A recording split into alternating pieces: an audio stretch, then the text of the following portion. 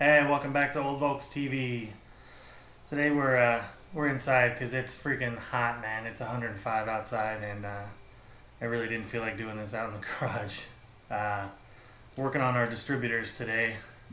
I've got a couple here we're gonna play with. I'll show you guys how to do the old school way on this '09 with regular points. I don't know if you can see that in there. We got regular old points and condenser, and then this one's got the electronic ignition. This one happens to be a hot spark. Works good for the cast distributors. I use pertronix too. When I'm running these, I got pertronix. So I'll show you how to first set the points on these, and then I'll show you how to convert from points to electronic ignition. It's pretty much the same. Doesn't matter what distributor you're working on. I'm about to do it in my Cadillac too, so they're all the same. For the most part. So we'll get in there and do that. This 010 is going to go on that 1641 that we're building for the ragtop. So we're actually going to disassemble this one and clean it up really good. We're going to take it apart, take the deck out, and clean the weights and everything. I got the ultrasonic machine here, so we're going to run it through that. You'll be amazed at what it looks like after we're done. So let's do that. I'll zoom you in, I'll show you the tools I got, and then we'll get into some nice little detail shots on these. Here we go.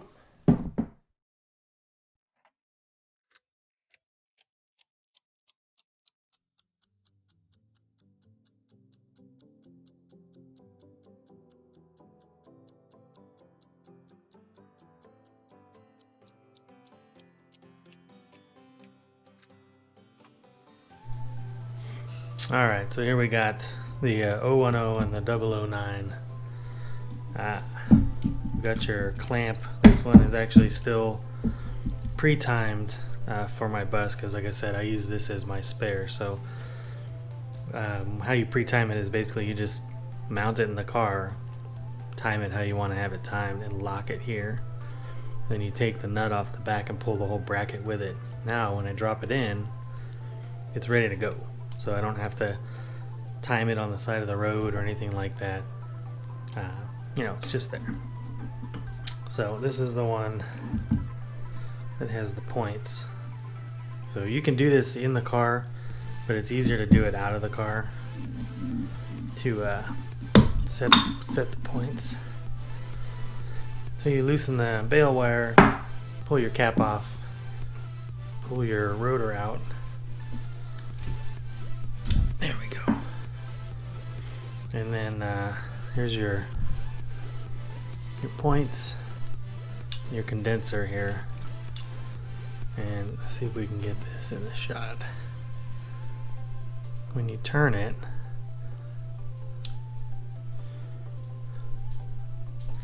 you get a better light. You see that? This right here has got 4 little lobes on it, and as you turn those, that'll push the points open here, the gap. You're not going to be able to see it. Anyways, it pushes the gap open, so we got to set that gap. And that is usually,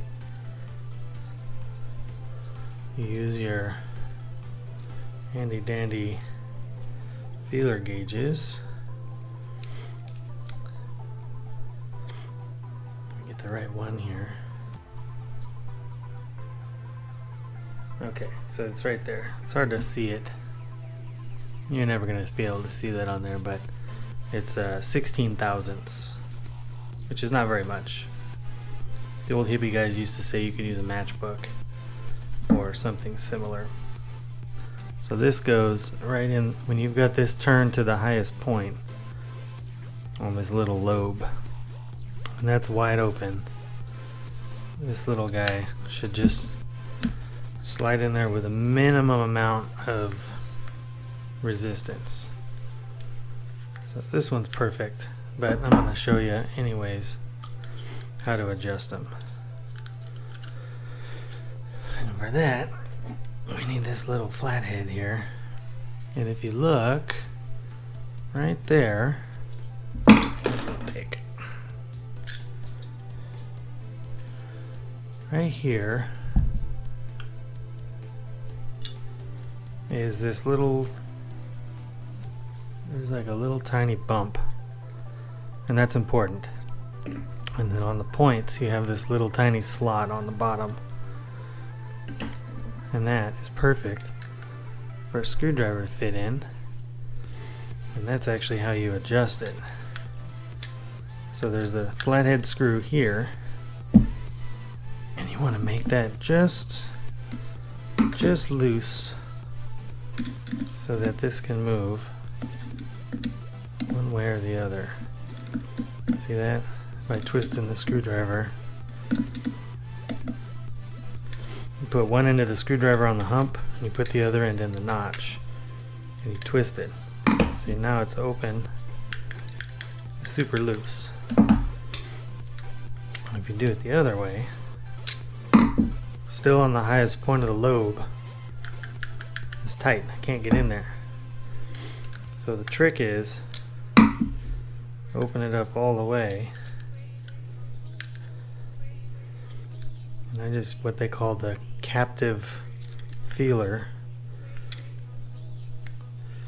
stick that in there and pinch it, not super tight, just until it grabs. Oop, I let go. You gotta tighten the screw before you pull it out. You jam that in there, pinch it, and then you tighten the screw down while it's in there. And when you take it out, perfect. So that's all there is to adjusting the points. Super easy. Now that's the basic version. You gotta set your dwell and all this other stuff, which you need electronic tools for, and there's a whole theory on that, and that's like advanced. This is if you just have to do it to get the car back on the road. You can set them like that. I've done it, and they run great. So you take that screw out, and you can pop your points, come right out. If you look, see how that motion is right there? Here's that notch right there. So that's where you put the screwdriver, and then a little pin is over here. That's how that works. Then you have your condenser, which anytime you change the points, you want to change the condenser. This one's pretty much had it. It still works, but the wires are kind of goofy. So this is just held on a little screw on the side. That whole deal comes out as one piece. That's all one little piece. And then that's it. So that's a tune-up kit right there. I always like to put the screws back if I'm not going to put the points in there, so you don't lose them. You don't lose track of where they go.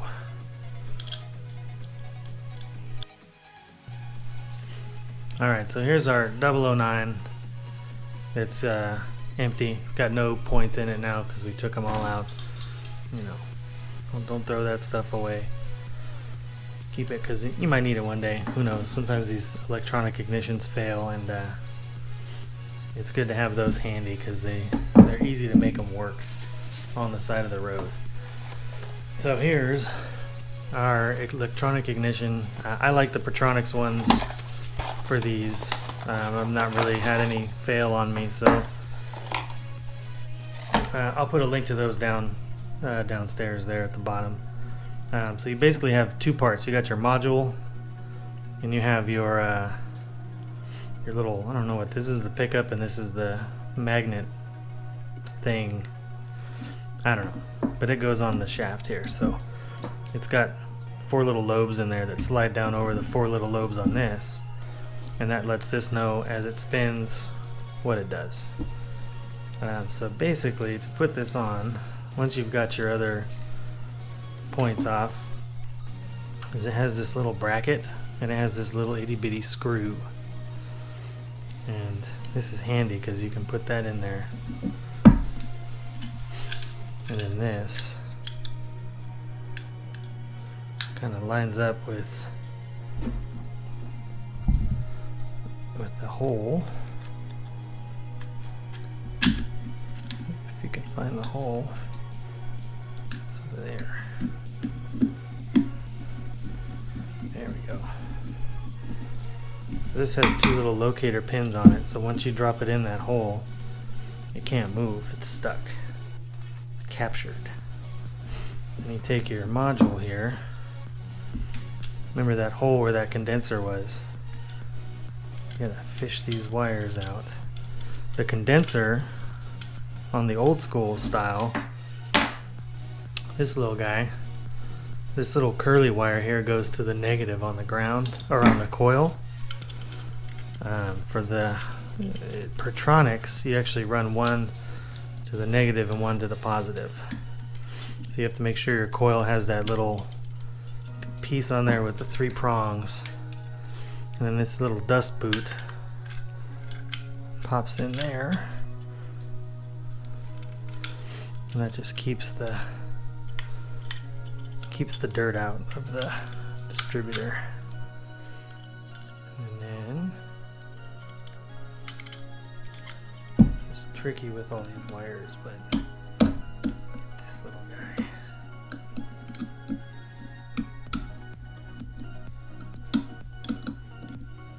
We're getting stuck on here.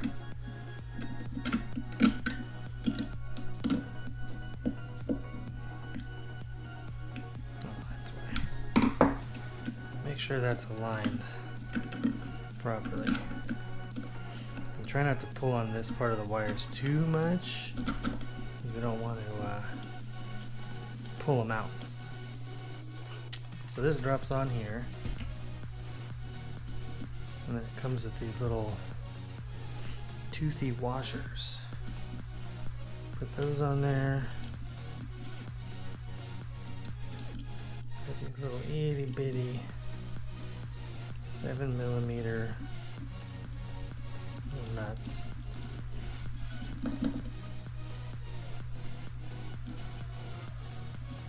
You would want to use maybe a little Loctite. And you definitely want to use the a little socket. Get those tight on there. I'm gonna end up putting the points back in here because this is my roadside one, and you don't have to, but these run a lot better with a certain type of coil, and not everybody has that coil. So I keep this set up just in case maybe somebody else breaks down. We can drop this in their car. Timing should be close enough, at least to get them home. And so I always run points in my backup, but I always take this with me just in case too. So once that's bolted in there nice and tight, you gotta hold the shaft and you kind of turn this until you feel it drop down in there securely. Now you know it's deep enough, and it'll get the little pickup is just right there on it, not rubbing but close. We don't want it to get. What the heck are we hitting? That's weird. Let's take it apart again. That's how you do that. And then there's a little notch in this, and there's a little notch inside this little guy. And that'll line up. And once those are lined up, put our cap on.